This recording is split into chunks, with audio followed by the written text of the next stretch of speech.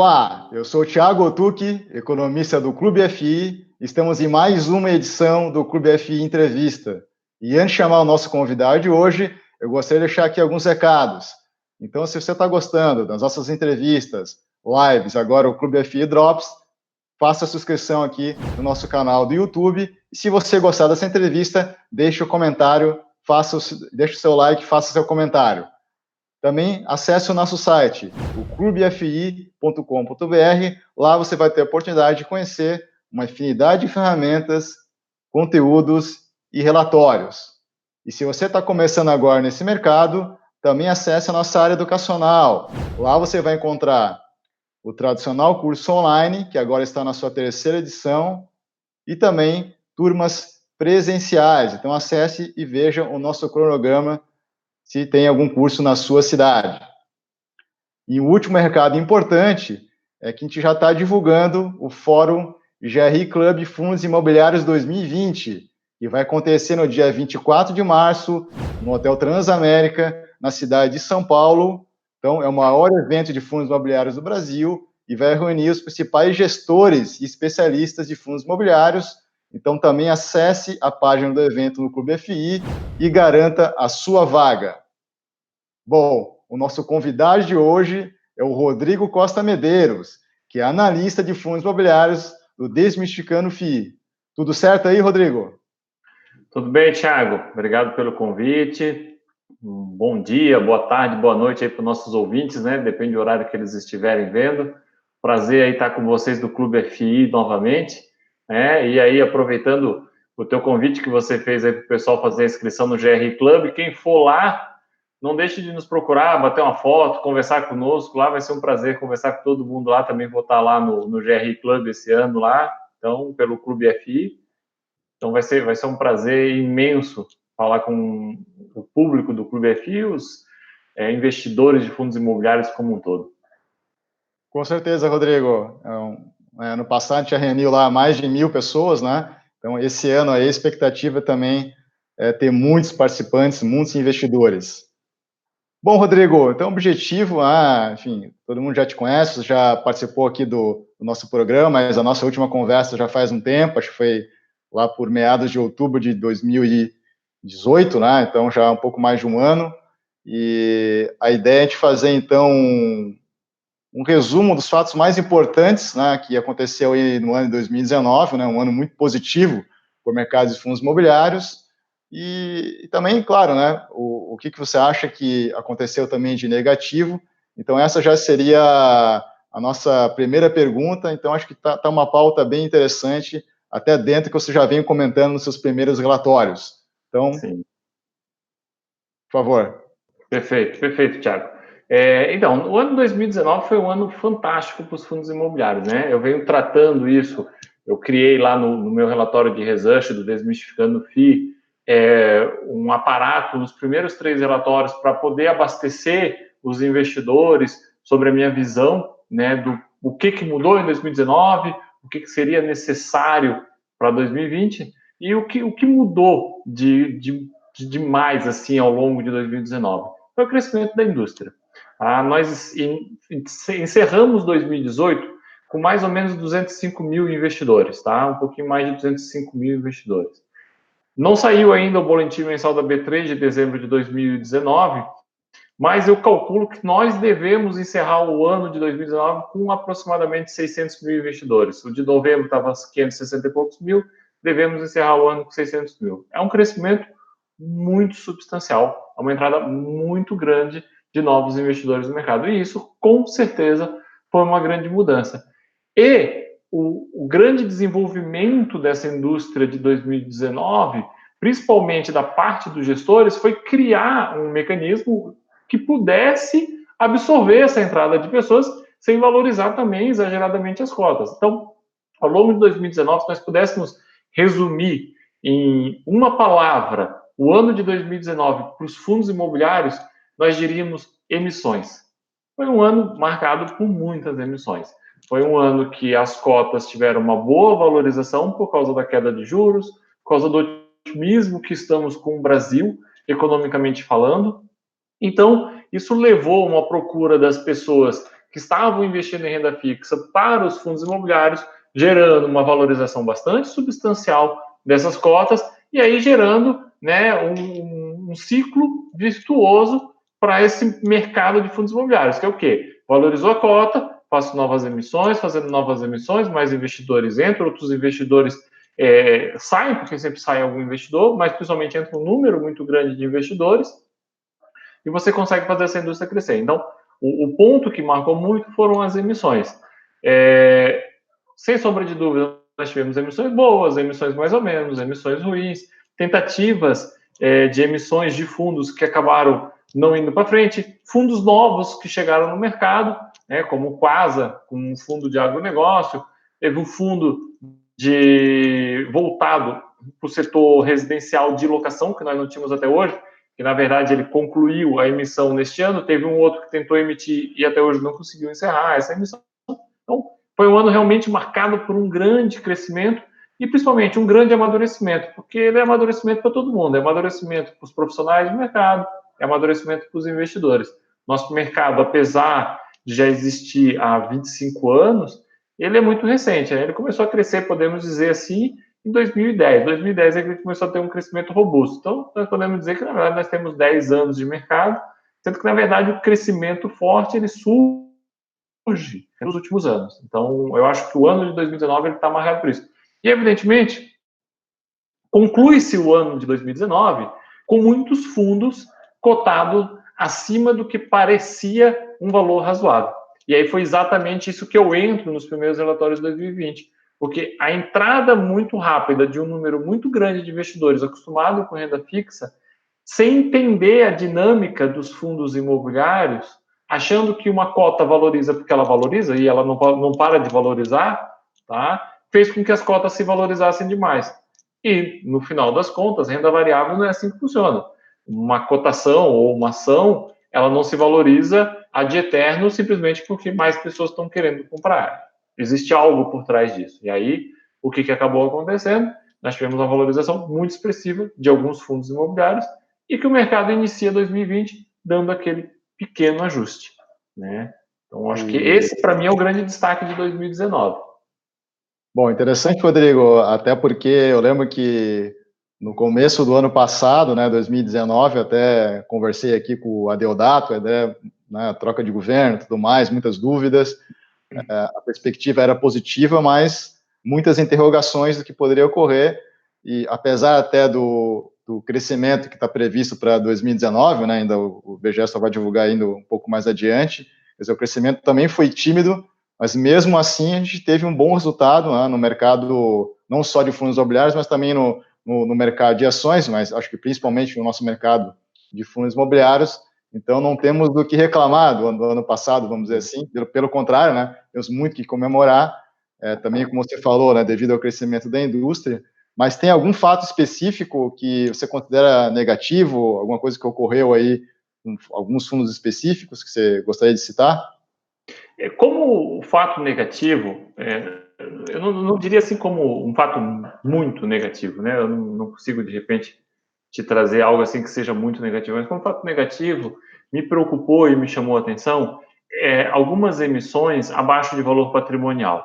Tá? Isso realmente nos chamou bastante atenção. Acho que, salvo engano, vocês fizeram um programa sobre isso, acho que o Anderson chegou a comentar no canal de vocês alguma coisa.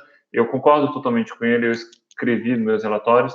Eu sei que é um desafio muito grande para o gestor e para o administrador chegar a uma equação ideal de qual valor deve ser a emissão, porque a emissão ela também tem que atrair os investidores para que eles realmente entrem. Mas é muito importante que os administradores e gestores, somente nesse momento que o mercado está bom, saibam respeitar quem está dentro dos fundos imobiliários, quem já está dentro. Então, assim, ao longo de 2019, muitas estratégias envolvendo emissões para investidores mais ativos gerou resultados muito positivos. Mas nós temos que entender que o fundo imobiliário ainda atrai um público que busca muito renda passiva e que não quer tanto, vamos dizer, esse ativismo de giro de carteira. Então, o gestor, o administrador, ele tem que ter essa atenção, porque quando eu faço emissões abaixo de valor patrimonial ou muito próximo do valor patrimonial, sendo que aquele valor patrimonial não foi reavaliado ainda e eu tenho uma expectativa de reavaliação acima, é quase certo que eu vou ter redução de rendimento. E para mim, o grande mal que pode acometer um fundo imobiliário é ter redução de rendimento. Tá? Valorizar ou desvalorizar a cota não tem problema, faz parte do mercado. Eu tenho influências de taxa de juros, eu tenho influências de humor de investidores. Agora, eu ter redução de rendimento, sem ser, evidentemente, pela atividade natural do fundo imobiliário, porque ela é sujeita a isso, é uma rescisão, é uma necessidade de uma reforma, eu ter essa redução porque o administrador ou o gestor fez uma atividade, fez um evento que pode gerar isso, isso é muito negativo. Então, eu acho que como ponto negativo fica isso. Mas eu tenho quase certeza que foi um aprendizado. Tá? Nós vimos, por exemplo, no caso do VISC, ele fez em 2018 uma emissão em que ele captou um pouco mais de 500 milhões, demorou muito para alocar, reduziu o rendimento, impactou os investidores, impactou o próprio gestor. Todas as outras emissões subsequentes foram perfeitas, foram feitas em times, em tamanhos adequados. Então, queira ou não queira, a indústria se desenvolve. Por isso que eu digo que 2019 foi um desenvolvimento gigantesco da indústria em todos os pontos. Tá? Eu acho que se eu tivesse que puxar realmente um fato negativo, o fato negativo, infelizmente, seria esse, que não é nem tão negativo assim, né? Mas que realmente, e que para o ano de 2020 é como eu tenho dito, quem tentar fazer emissão abaixo de valor patrimonial, tá? Nós vamos começar a separar quem consegue gerar valor para o investidor e quem não consegue gerar valor para o investidor. Tá, interessante, como você falou, tem uma entrevista, então quem estiver interessado, a gente conversou aqui com o Anderson Leaders, né, que é conhecido aqui no mercado também como Small, né, porque ele é especialista em Small Caps. Então tá na nossa playlist lá, a gente trata especificamente desse assunto das emissões, e o preço das emissões, valor patrimonial e assim por diante. E Rodrigo, acho que quem ficou de fora ou não se posicionou tudo que gostaria em fundos imobiliários em 2019, já achando que lá para meados de novembro o mercado já tinha subido, pegou esse rally todo, foi uma loucura, né? O rally que ocorreu em dezembro agora, fechamento de ano, né? E aí o pessoal está se questionando, né? Quer dizer, e agora? Não ficou muito caro? O que eu tenho que olhar para entrar nos fundos imobiliários? E quais são as possíveis estratégias que os investidores podem adotar a partir desse momento? Sim. Tiago, só deixa eu fazer um aporte sobre a questão anterior, que senão fica em branco e aí às vezes alguém pode assistir e também ter uma interpretação errada. Não é qualquer emissão abaixo do valor patrimonial que vai gerar prejuízo, né? Eu sempre digo que as questões são variáveis, então tudo depende. Se eu tivesse uma razão de ser, é uma situação totalmente diferente. Agora, quando eu faço sem ser uma razão de ser só para atrair o investidor, aí não é positivo, tá? Então tem que avaliar isso aí. Eu tenho um texto escrito bem bacana sobre isso aí. Sobre a questão que tu perguntou, né, quem perdeu o rally, isso foi muito interessante, porque realmente foi um rally de final de ano impressionante. E aí, quando chegou dezembro, eu disse, essas cotas estão subindo porque estão subindo simplesmente, elas não têm motivo para subir. E aí teve o ajuste natural. Chegou 2020, teve ajuste, o mercado todo começou a ver. Tá? Então, o investidor que agora está entrando no mercado, que está entrando novo, eu acho que ele não deve ficar de fora dos fundos imobiliários. O fundo imobiliário, para mim, é um investimento coringa, roubando um pouco aí o que o Arthur Vieira de Moraes costuma dizer, né? Porque ele é coringa mesmo, ele é incrível na carteira de todo investidor, tá? Ele te traz resiliência, ele te traz menos volatilidade, ele te traz o que para mim é um dos pontos principais para o investidor, fluxo de caixa. Agora tem um ponto muito, muito importante que eu acho que tem que ser acompanhado por quem está entrando no mercado. Você tem que ser muito mais criterioso, tá, para escolher seu fundo. Você tem que possivelmente assumir um pouquinho mais de risco nessa sua carteira de fundos imobiliários. Risco que, quando eu digo assim, é um ou outro fundo que às vezes é considerado um pouco mais arriscado, que nem é tão mais arriscado assim. Por quê? Porque o grande diferencial do fundo imobiliário é o fluxo de caixa. Se for para comprar um fundo imobiliário que vai me render 4,5% ao ano de fluxo de caixa, é muito pouco. Fundo imobiliário ainda é um produto que tem vários riscos inerentes à renda variável. Eu não posso, às vezes, ganhar tão pouco assim, a menos que eu esteja adquirindo um fundo imobiliário realmente inacreditável. Tá? Então, esses são pontos. E o outro ponto que o investidor deve considerar, e aí não só o investidor novo, mas principalmente o investidor mais antigo, é que assim, fundo imobiliário é incrível, mas não existe só fundo imobiliário.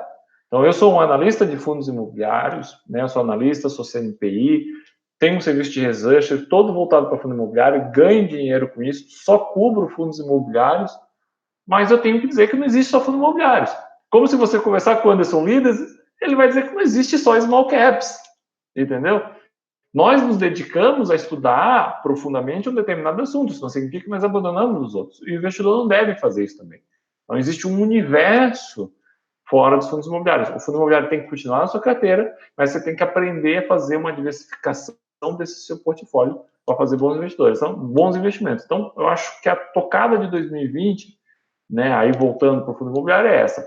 Assume, às vezes, um pouquinho mais de risco, busca um yield um pouquinho maior. Quando eu digo isso, eu não estou dizendo para você ir para XPCM, para você ir para FAMB, tá? Eu estou dizendo uma coisa consciente, eu estou dizendo para você buscar, de repente, um fundo de recebíveis high yield, que vai te pagar uma rentabilidade maior, e não buscar um fundo que está com problema, vamos dizer assim, está com um risco iminente muito grande. Tá? Então, o investidor ele tem que saber isso. E ele tem que ser criterioso, porque se ele não for criterioso, ele vai acontecer o quê? Ele vai acontecer exatamente o que aconteceu com o investidor que entrou no final de 2018, que nós também tivemos um rally não tão grande, mas tivemos no final de 2018. O investidor, ele foi atrás de fundos, por exemplo, como o XPCM, que pagava um belo de um rendimento, a cota 85, 90, 95, 100, 105. Quando nós chegamos em março, a cota estava R$ 50. Então, o investidor ele tem que ser criterioso nessa sua escolha para isso não acabar acontecendo com a sua carteira.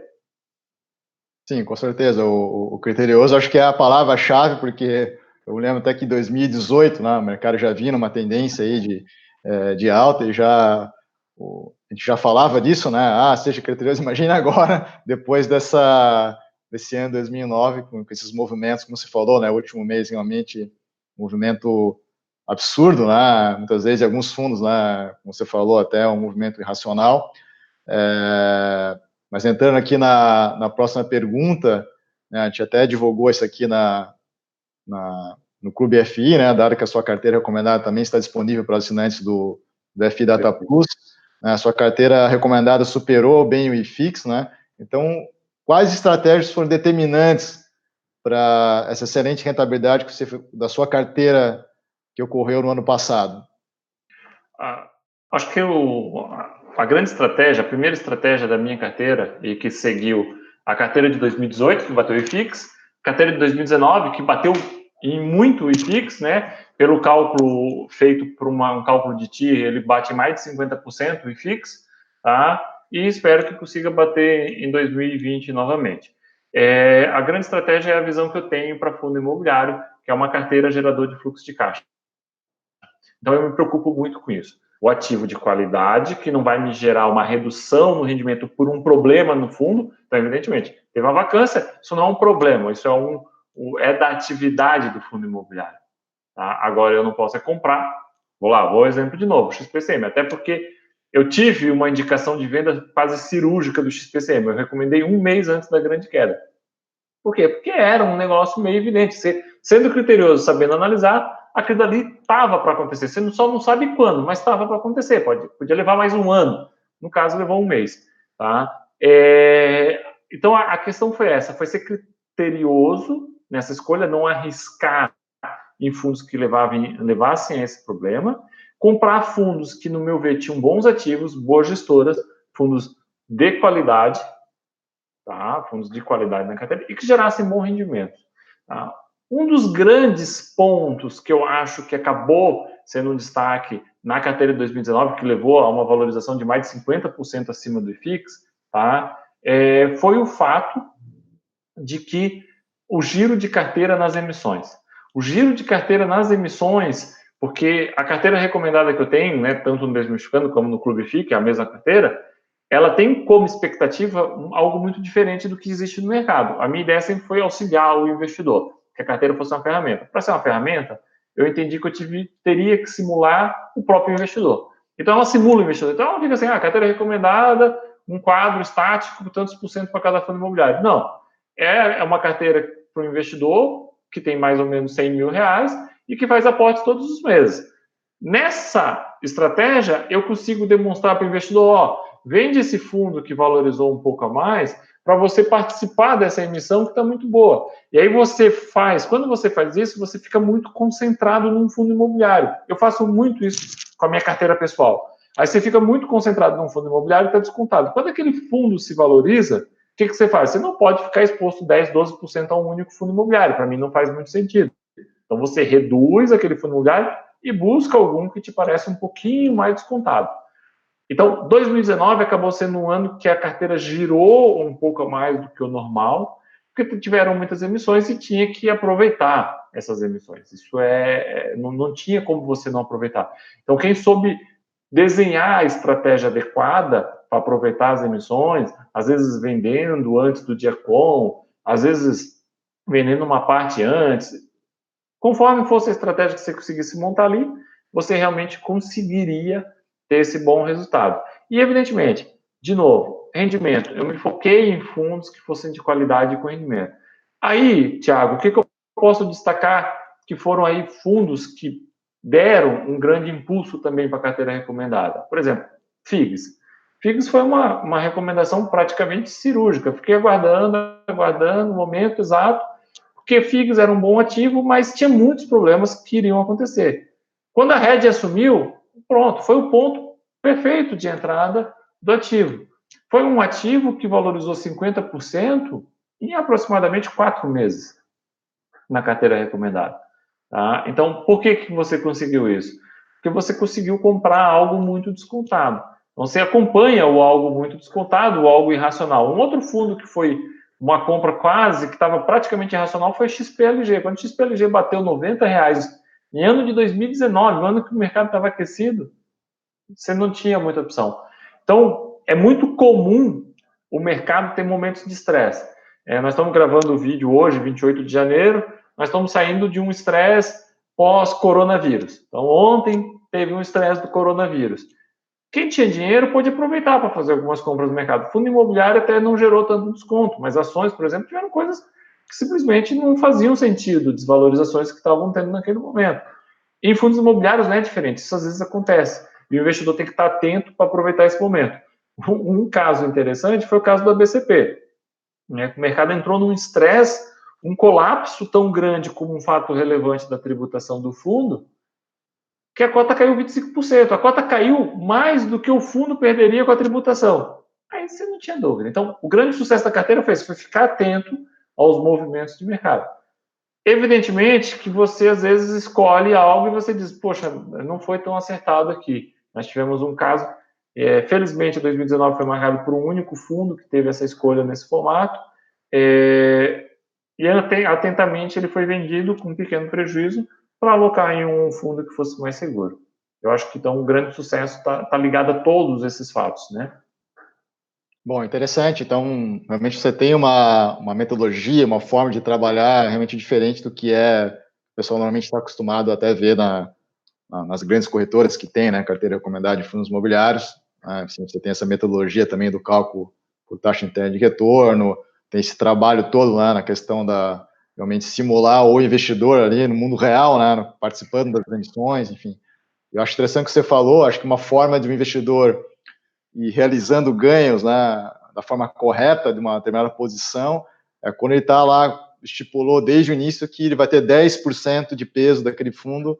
Se aquele fundo começa a subir muito mais proporcionalmente que os outros, ele vai ficar naturalmente ao longo do tempo com mais do que 10%. Então, sei lá, foi para 12%, então você tem que vender 2% para realocar nos outros fundos. Quer dizer, é a forma, acho que correta, mais saudável de você fazer essa realização de ganhos, vamos dizer assim, né?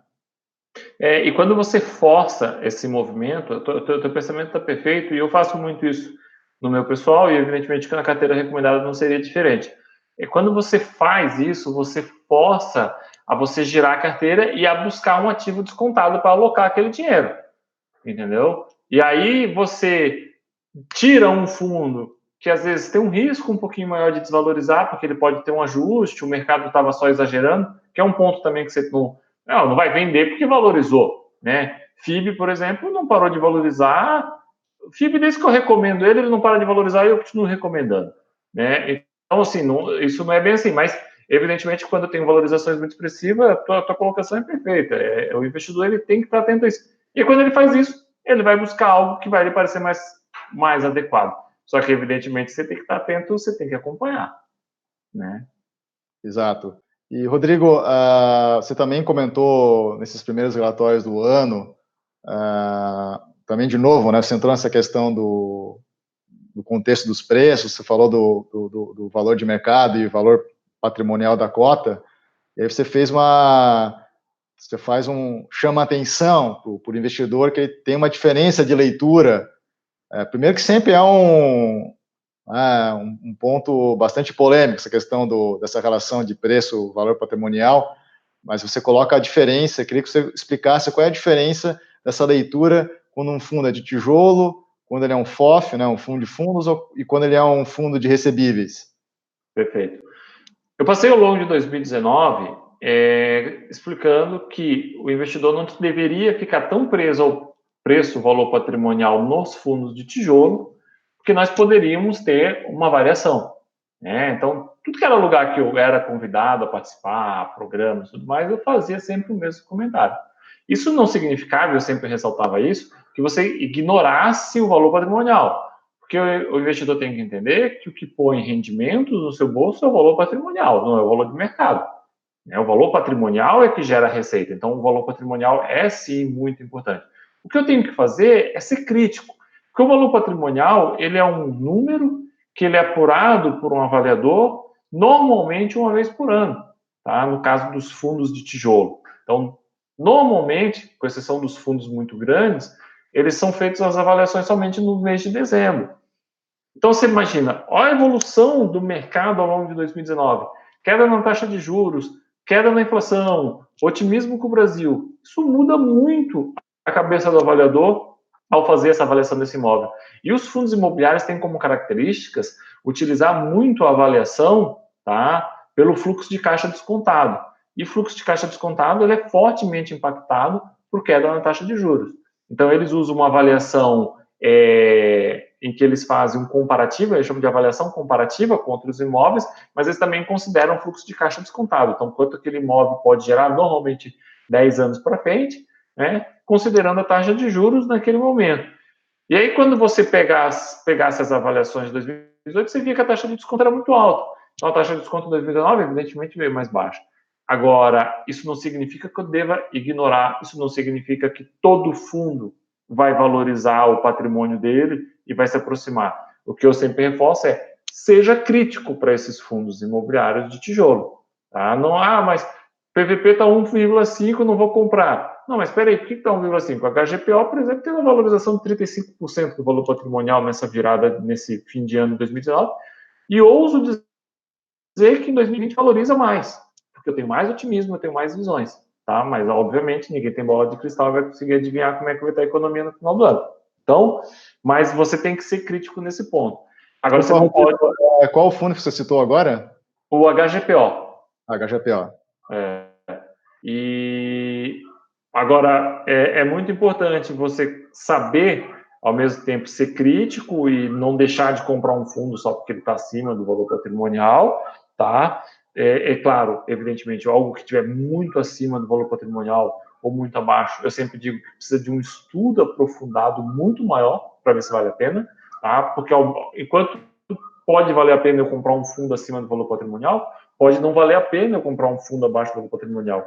Não é incomum nós termos também, no final do ano, quando tiver a reavaliação, ao invés do valor subir, o valor cair.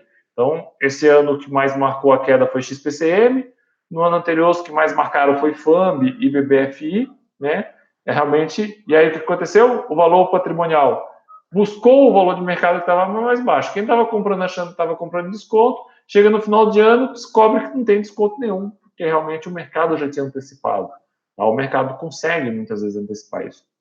Tá? Mas também prêmios muito altos acima de valor patrimonial em fundos de tijolo não é tão razoável. O mercado brasileiro não é igual ao mercado americano, em que o fundo se alavanca e ele pode realmente custar mais que o seu valor patrimonial consideravelmente. É só uma visão crítica. Agora, quando nós mudamos para fundos de recebíveis e FOFs, fundo de fundos, aí não tem escapatória. Eu tenho que olhar o valor patrimonial.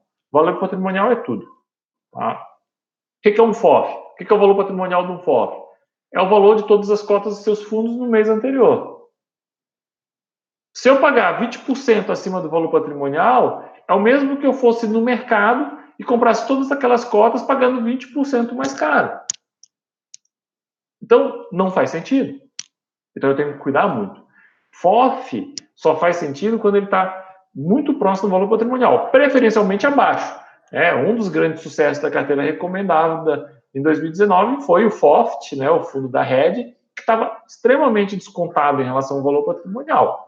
E foi um dos grandes sucessos na carteira recomendada. Um FOF abaixo do valor patrimonial é algo que sempre me acende um alerta. Porque, diferentemente do fundo de tijolo, a probabilidade de eu ter o valor patrimonial caindo para buscar o valor de mercado é muito pequena, porque eu tenho aquela cotação sendo atualizada todos os meses, então eu tenho uma noção muito clara do valor patrimonial. Eu tenho que, evidentemente, olhar a gestão, ver se a gestão não está fazendo nada errado, ver se os fundos que não estão lá dentro não são muito ruins, para daí também justificar essa situação. Então, para a FOF, você pagar pequenos prêmios, se o gestor for muito, muito bom, pode fazer algum sentido. Fora isso, 5, 6% de prêmio não faz o menor sentido. E o mesmo vale para fundo de recebíveis. Fundo de recebíveis, o que é? Fundo de recebíveis é um grupo de títulos de CRIs, títulos de créditos atrelados a imóveis, vamos dizer assim, simplificadamente, em que você tem aqueles títulos normalmente marcados a mercado. Tá? Geralmente eles são marcados a mercado, quanto eles valem na curva de juros ou a mercado. Depende de cada título, depende de cada fundo. Mas eu tenho um ajuste mensal, seja na curva de juros ou seja a mercado. Então eu tenho uma noção muito rápida também da variação desses valores desses títulos. Eu não preciso esperar um ano. Então é muito importante que eu pague no valor patrimonial aquele valor, tá? O valor de mercado. Porque realmente eu não tenho por que pagar muito acima. Alguns fundos acabam justificando eu pagar algum tipo de prêmio, uns 10%, mas são raras essas situações. Tem que ter um high yield aí, bem high yield, para fazer algum sentido que isso se justifique. Então, em resumo, até para a audiência entender, o fundo tijolo ainda dá essa margem, né? Porque tem esse gap, como você falou, né? Das avaliações. Então, de repente, um fundo tijolo bom, né? Foi subindo ao longo de 2019 sem ter essa avaliação patrimonial nova, aí os juros caiu, as expectativas melhoraram. De repente, aquele indicador que estava esticado, na prática, não é tão esticado assim, porque logo mais ele vai ser atualizado para cima, né, jogando de novo essa relação entre o valor patrimonial e preço de mercado para um valor mais baixo. Mas no caso, então, de FOFs e recebíveis, é algo que realmente tem que tomar cuidado, porque não faz sentido comprar, né, porque é muito mais rápido, né, muito mais preciso essa relação, essa leitura desse indicador. E Rodrigo, voltando agora um pouco do que a gente estava no início da entrevista, eu achei uma afirmação também sua bem interessante em relação a esses questionamentos, né, do que alocar agora, entra ou não entra em renda variável, especificamente fundo imobiliário. Você coloca a seguinte frase, né, vou vender todas as minhas cotas e fugir para as montanhas e esperar a queda, né. Então você questiona se você sair de fundo imobiliário, onde é que você vai alocar, né, dadas as características de juros. Então, não sei se está colocando isso, dado que a gente está também, os economistas, falando sobre essa transformação estrutural na taxa de juros, que possivelmente vai ter essa taxa nesses patamares baixos durante um período mais longo. Sim, claro que foi uma frase engraçada para chamar a atenção, mas o grande objetivo era o quê? Muitos investidores, tanto experientes quanto inexperientes, às vezes tem aquela sensação, algo subiu demais, então tem que cair. Não é bem assim, não existe essa relação no mercado. O Magazine Luiza está aí para provar que isso não é verdade, Então, se eu tiver algum fundamento por trás da alta, não vai cair. Não adianta, não vai cair. Tá? Então, acho que esse era o ponto que eu queria chamar a atenção. Não venda só porque subiu demais. Se você tem algo melhor para investir, aí sim, você avalia diminuir de repente sua porção em fundos imobiliários. Agora, você vender todos os seus fundos imobiliários, que eu escutei muita gente falando isso, eu acompanho os fóruns, então eu escutei bastante gente dizendo, não, vou vender tudo, e aí eu vou comprar no final do ano, porque aí os juros vão subir no final do ano, vai ter vindo a tributação dos rendimentos, e aí eu vou comprar mais barato. Quem te garante isso? Não tem como ninguém te garantir isso.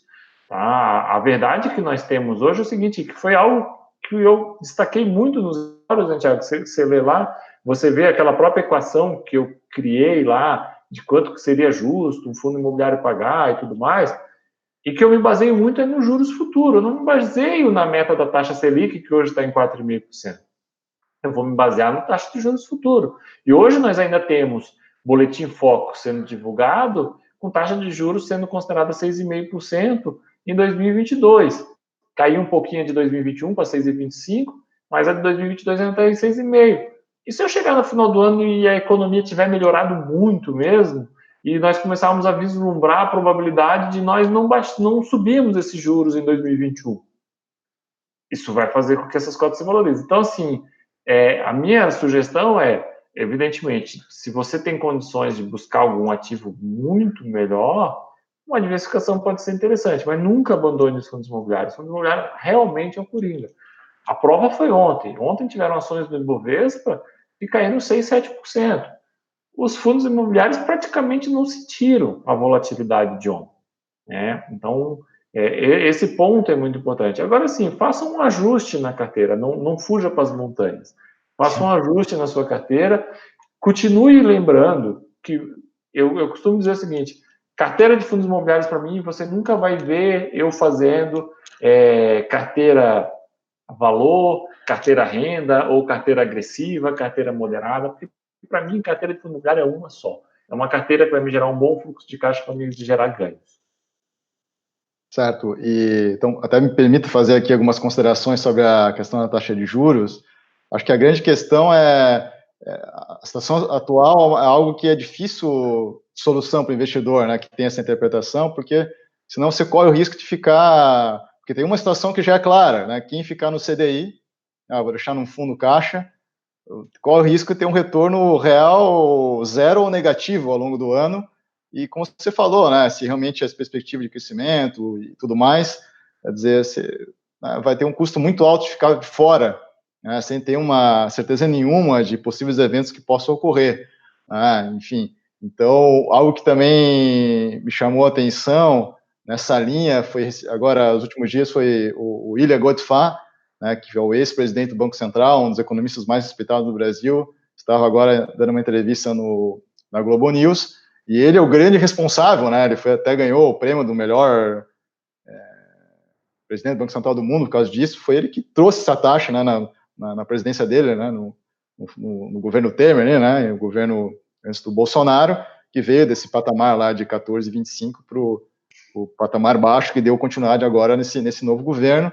E ele falou, né, hoje ele é o presidente do conselho do Credit Suisse, ele falou, então está com contato direto, né, com conjuntura econômica, conversando com os investidores, e ele falou, a minha visão é que essa taxa realmente vai ficar por um longo período, quer dizer, houve uma mudança estrutural na taxa de juros no Brasil, a gente vai ficar muito mais próximo dos países desenvolvidos que, né, já estão com taxas aí de juros reais muito baixas durante muito tempo.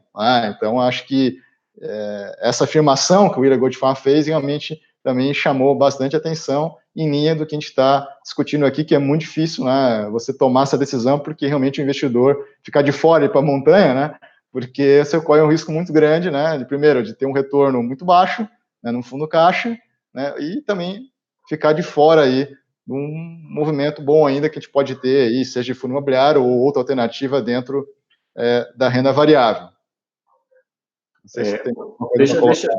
Deixa eu fazer uma parte nessa questão, porque essa questão é muito importante nesse cenário, sabe, Thiago?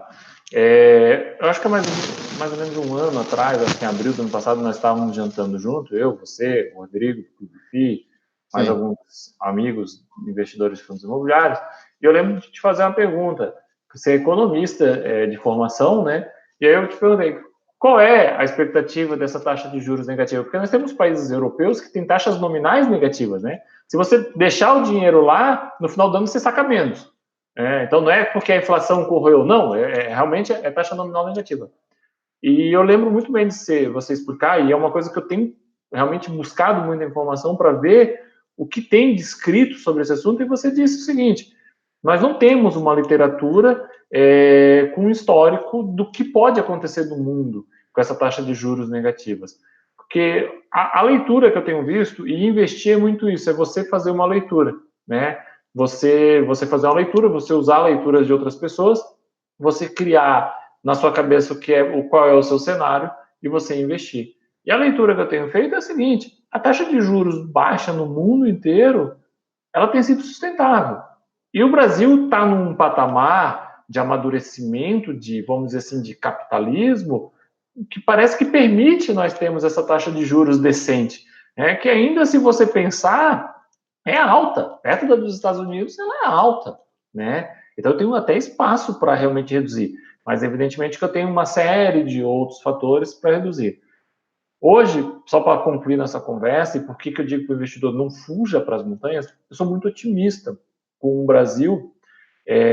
Eu acompanhei, ao longo de 2019, investimentos na área de petróleo que o Brasil tem feito, né? As empresas privadas têm feito. O Brasil tem feito um investimento muito forte nesse setor.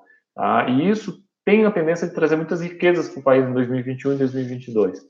Se realmente esse cenário se confirmar, tá? Isso que o William falou, nós podemos ter taxas de juros nesses patamares por mais 2, 3, 4 anos.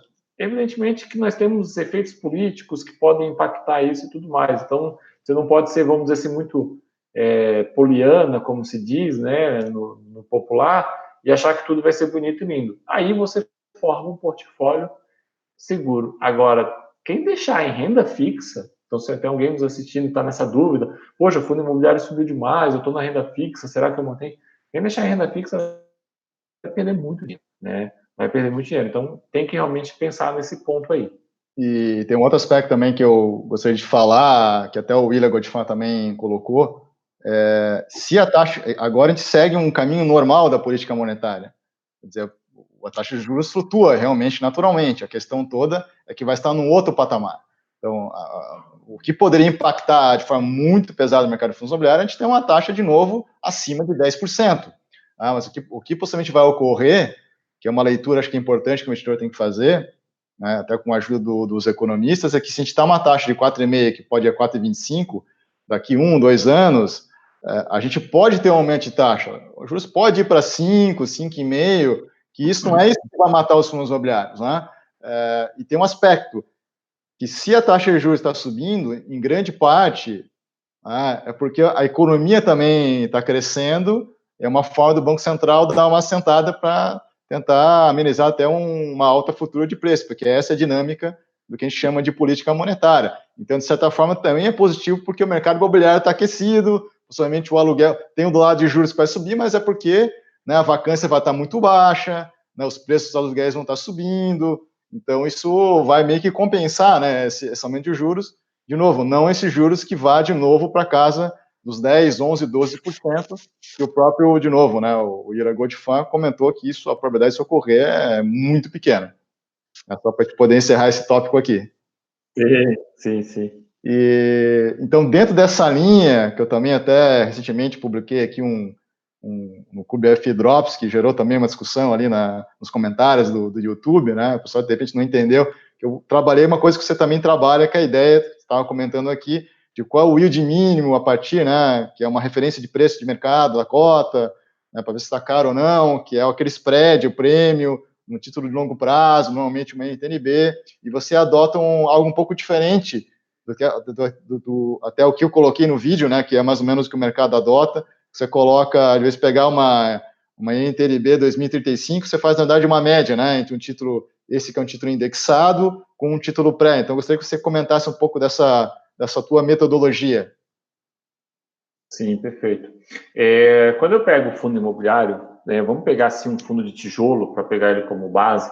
Né, quando eu pego um fundo imobiliário de tijolo, eu normalmente eu falo o seguinte: olha, o fundo imobiliário me paga um rendimento e esse rendimento ele se corrige pela inflação ao longo dos anos, porque o aluguel corrige pela inflação e tudo mais.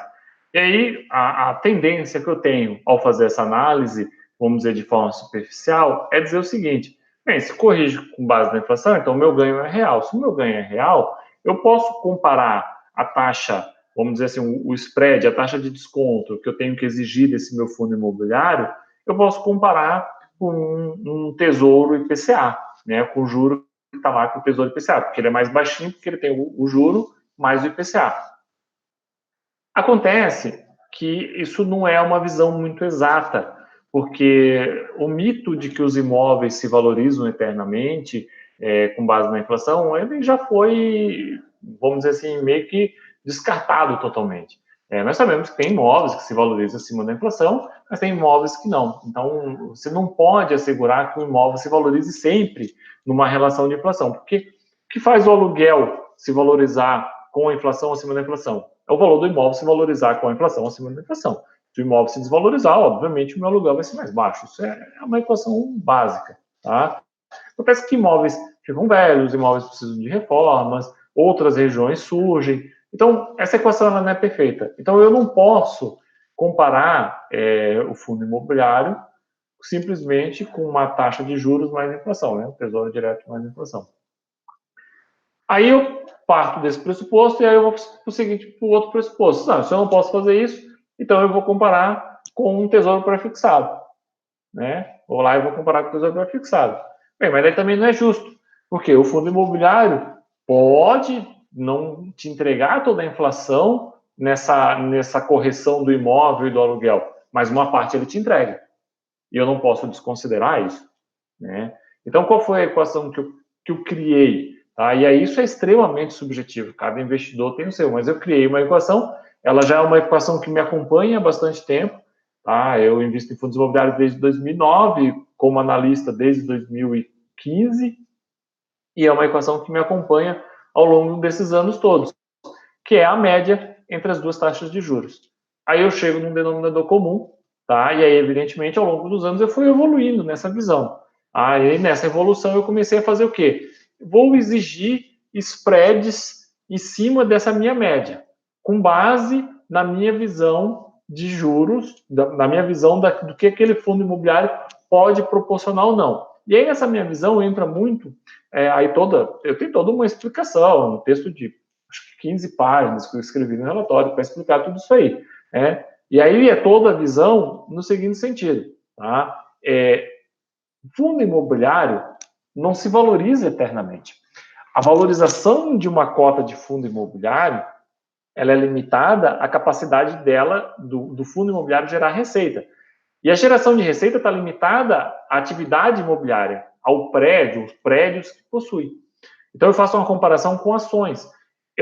Em ações, eu posso ter um produto escalável, em que eu não tenho um aumento da despesa fixa, vou ter um pequeno aumento da minha despesa variável e aumento o meu lucro absurdamente. Isso vai me levar ao quê? Que a ação se valorize absurdamente. Por isso que nós temos casos como Magazine Luiza, que começa a subir e não para mais. Porque todo trimestre ela aposta lucro maior. E fundo imobiliário isso é impossível. Isso é impossível de acontecer. Tá? Porque ele está limitado a isso, ele não consegue dar escala.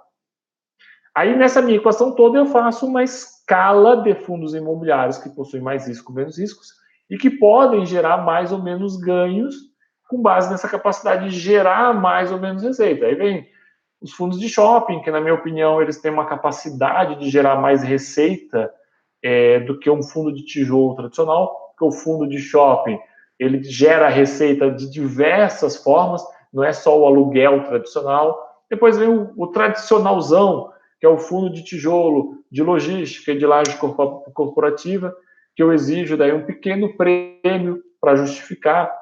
E aí vem FOF, fundos de recebíveis e tudo mais. E aí, evidentemente, né, Thiago, nós precisaríamos de um vídeo inteiro desse para explicar aquela minha teoria, mas evidentemente que isso é um ponto de partida para olhar para o fundo. Depois eu tenho que olhar o que está dentro do fundo. Eu ainda explico no relatório. Eu vou falar várias vezes de XPCM aqui no vídeo, mas isso faria, se eu fizesse esse olhar cego, aí eu recomendar XPCM. Eu não recomendo XPCM. Ao que pese eu achar que tem um preço hoje de segurança, que não é tão desarrazoado, tá? Mas eu não recomendaria. Então, evidentemente, que eu depois de fazer esse filtro, é um filtro inicial para ver se faz sentido. Porque, de novo, para mim, fundo imobiliário tem que gerar fluxo de caixa.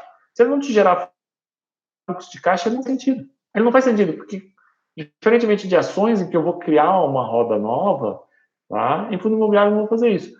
Evidentemente que eu vou ter um ou outro fundo imobiliário, porque às vezes eu tenho um problema de vacância, eu tenho um inquilino que saiu, mas o imóvel pode ser muito bom, o fundo pode ser muito bom, e realmente eu posso vir a ter uma transformação e eu posso apostar naquele fundo e ele ter uma grande valorização.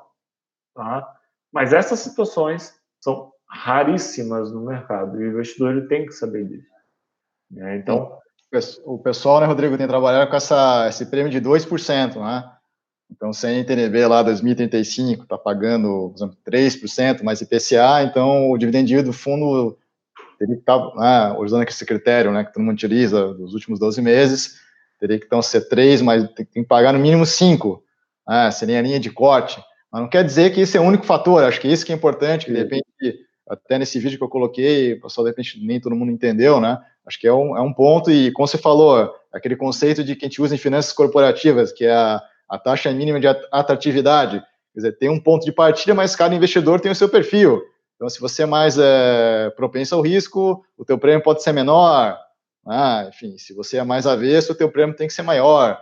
E dependendo da qualidade do fundo, você pode aceitar que seja menor, nesse exemplo, do que 2%, porque você gera uma segurança maior, porque o ativo realmente de muita qualidade, ou como está se colocando no mercado de laje corporativo de São Paulo, tem uma expectativa muito forte de aumento de aluguel, então, quer dizer, faz sentido, né, ter um yield menor agora, que vai compensar lá no aumento dos dividendos futuros, né? Então, não é uma leitura simples, mecânica, né, Rodrigo? É interessante que você falou que, né, muitos investidores exigem esse NTNB mais 2%. No final das contas, dá o mesmo resultado que eu tenho hoje, né, que é 5%. E aí eu passo a exigir prêmios com base no imobiliário, porque aí você tem muitas variações. Por exemplo, fundos de recebíveis, ele também te paga a inflação. Né? Ele está te pagando no rendimento da inflação, então você também não pode desconsiderar. Daí eu exijo um prêmio maior, porque ele é mais próximo de um pré-fixado em questões de taxa de desconto do que uma própria NTNB mais IPCA. Né? Então, o investidor ele tem que fazer esse cálculo aí. Tá? Agora, a questão do investidor, e que você falou do corte, essa é a grande verdade. Nós temos 200 fundos imobiliários, Thiago. Tá? Se eu não me engano, nos Estados Unidos, são 240 REITs. Lá, o mercado salvo engano, algo próximo a 1,1, 1,2 trilhões de dólares, né? Aí a nossa colega Anabela, que é fera nessa parte aí de REITs, eu tenho tentado me aprofundar um pouco nos REITs, porque foi interessante que eu tive que estudar um pouco os REITs, e é muito pouco, vamos dizer assim, eu devo ter estudado 0,001% do que existe, mas eu fui tentar entender para poder ver o quão valorizado estavam nossas cotas de fundos imobiliários, né? E aí você chega exatamente nisso. Nós temos 200 fundos imobiliários com um pouco mais de 60 bilhões de reais. Eu passei a ter que usar algum critério de corte para poder afunilar o estudo aprofundado, porque senão eu vou ter que estudar tudo, né? E aí começa a ficar difícil. Aí você começa realmente a ver essas situações e esse é um ponto de corte. Isso não significa que você ignore tudo. Por exemplo, um profissional como eu acompanha todos os fundos, sem sombra de dúvida. Mas para o investidor normal, isso é praticamente impossível fazer isso. 200 fundos imobiliários? Não dá. Sim, eu considero, por exemplo, o que pode aumentar ou reduzir o prêmio? É liquidez, né? Tem fundos que têm menos liquidez, tem que ter um pouco mais de prêmio, e se em outros mercados já tem estimativas que isso faz sentido. Um segmento novo, por exemplo, que nunca existiu no mercado, que está chegando agora também, não tem um histórico, então, a princípio, teria que ter um prêmio maior, enfim, entre outras características que tem que ser levado em consideração nessa conta. E Rodrigo, temos um tempinho aqui, acho que dá para ter uma última pergunta, que eu sempre gosto de fazer quando é analista. E na parte de tijolo, né? Quais segmentos te agradam mais agora, a partir de agora, 2020? Shopping, tá? Eu realmente nunca escondi, sempre fui muito fã de shopping, continuo sendo. Acho que o setor de shopping ele é um setor que tem uma capacidade de gerar muita receita ainda. Tá? Os investidores, de modo geral, insistem na ideia de que o shopping vai acabar, né, por causa do e-commerce, veem o que está acontecendo nos Estados Unidos e acham que isso vai replicar no Brasil. Eu discordo totalmente. O que nós vamos ter é transformações dos shoppings, e nós estamos já vendo isso.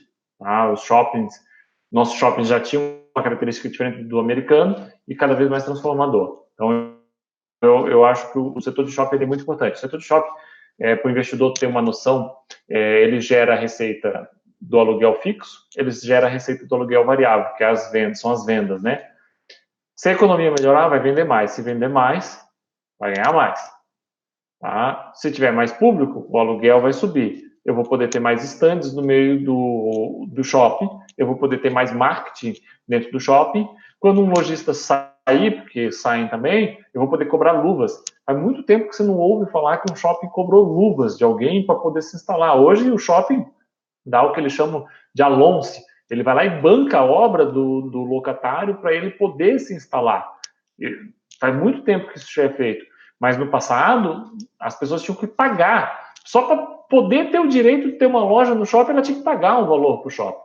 Então, o shopping ele tem uma capacidade de gerar receita, se a economia melhorar, muito grande. Então, eu tenho uma visão ainda muito otimista no setor de shopping. O setor de lajes corporativas, que é um setor que eu gosto bastante, ele é um setor que já precificou muito a melhora da economia. E eu sempre acho que quando isso acontece, nós perdemos muita margem de segurança. Então, nós temos uma opção, ou outra ainda interessante, mas perdeu-se muito essa margem de segurança. Então, eu prefiro, neste momento, como eu fiz na própria carteira recomendada, se expor um pouco mais em recebíveis, se expor um pouco mais em shopping, um pouco mais em logística, fundos que eu acho que tem espaço, tanto para a renda subir quanto para a cota, do que para um fundo de laje corporativa, que o valor dele já me expressa o valor de aluguel que eu prevejo para 2022, 2023. Então, eu ganho um pouco mais agora, e aí, quem sabe, 2021, 2022, nós voltamos um pouco mais forte em laje. Isso não quer dizer que esteja de fora, né? Na carteira recomendada tem laje, só que ela acaba sendo um pouco mais criteriosa, uma visão que possa ter essa valorização. Bom, interessante, Rodrigo. Então, a gente realmente está na parte final. Então, sempre coloco aqui as considerações finais, mas eu também gostaria de fazer uma consideração, só para não gerar confusão no que a gente conversou na metade da entrevista. Eu e você, né, não afirmamos que você tem que tirar tudo da renda fixa e colocar em renda variável em fundo imobiliário, né? Ou, enfim, acho que não é essa a questão.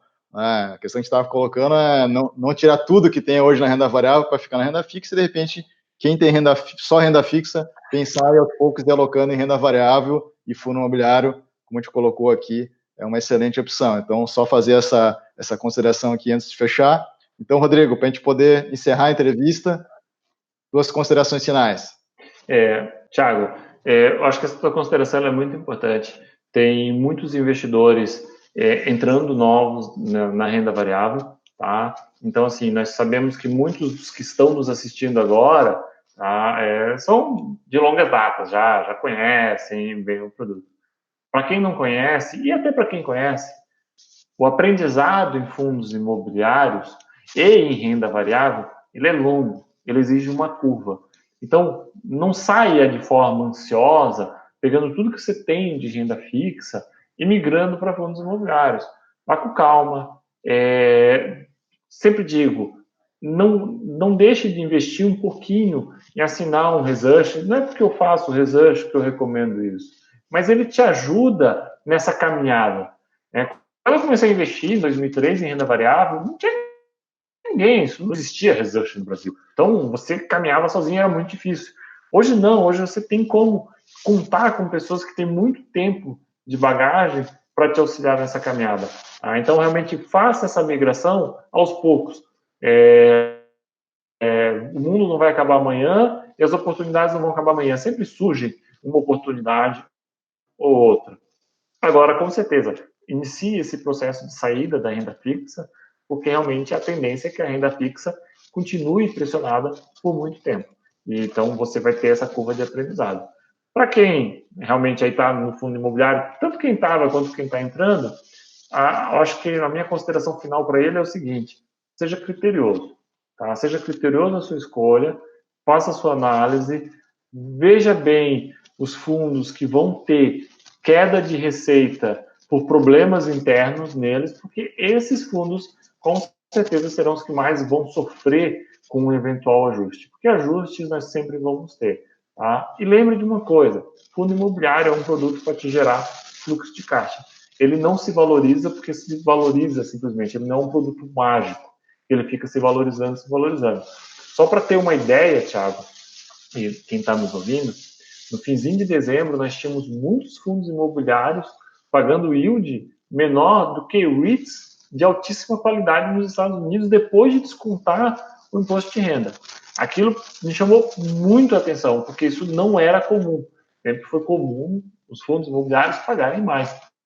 Então, realmente, você tem que ser criterioso nessa escolha.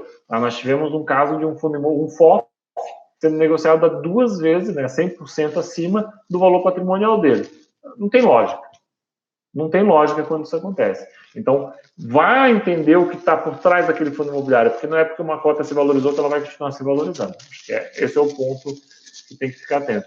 E agradecer o Clube FI, a parceria de longa data, tem um carinho gigantesco pelo Clube FI, por ti, pelo Rodrigo, tá? Toda a equipe do Clube FI. E agradecer quem está nos assistindo aí. Muito obrigado por ter gasto, né, ou ganho um pouco do seu tempo aí e nos assistir, tá? E sempre que puder, deixe aí o seu comentário aí para nós, que nós vamos poder ler e responder. O pessoal do Clube V responde, mas eu também vou lá no e-mail e respondo um pouco também. Então tá certo, Rodrigo. Bom, de novo, né, sempre uma conversa, seja aqui na entrevista publicamente, né, ou qualquer conversa que a gente tem aí, sempre é muito enriquecedor e conteúdo excelente, tenho certeza aí que a audiência vai gostar. E vamos ver se então, se até o final do ano a gente volta a ter uma conversa aqui no Clube FI Entrevista, para a gente já antecipar o que aconteceu aí no mercado em 2020. Então, Rodrigo, então, de novo, obrigado aí pela tua participação, um grande abraço, e para a nossa audiência também, um grande abraço, e até o próximo programa.